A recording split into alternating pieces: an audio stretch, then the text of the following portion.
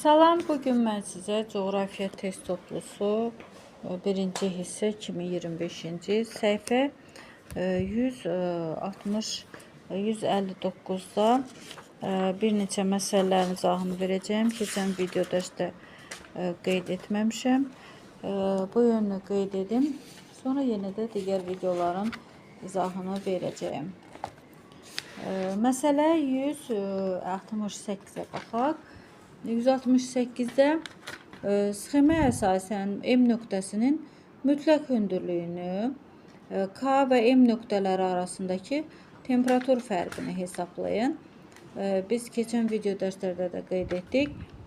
Biz qeyd etmişik ki, dağın ətəyindən zirvəsinə doğru həm temperatur azalır, həm də təzyiq azalır. Yəni bunları bilmək şərtdir və berg ştrixlərə fikir vermək lazımdır.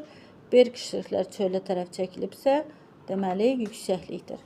Və bir də qeyd edək, demək daxili horizontalın qiyməti 1000 metrdir.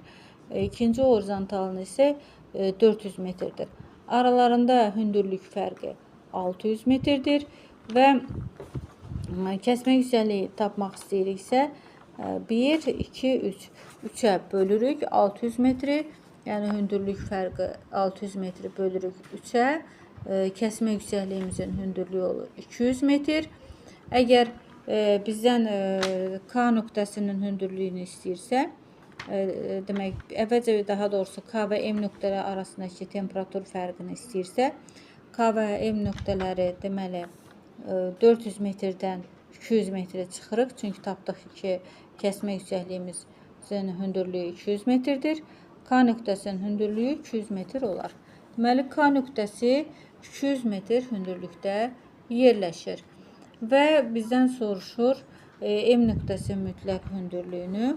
M nöqtəsi mütləq hündürlüyünü tapmaq istəyiriksə və kəsmə yüksəkliyimiz 200 metrdirsə, bizdə burada doğru cavab A variantında düzgün verilmişdir. Çünki M nöqtəsinin hündürlüyü 1150 metrdirsə və K nöqtəsinin hündürlüyü 200 metrdirsə, aralarında hündürlük fərqi 950 metrdirsə, deməli hündürlük fərqini də çeviririk temperatur fərqinə. 100 metr hündürlüyə qalxdıqca temperatur 0,6 dərəcə Selsi aşağı düşürsə, 950 metr X. Buradan tapırıq temperatur fərqini. Temperatur fərqi 5,7 dərəcə Selsi olar. Deməli, M nöqtəsi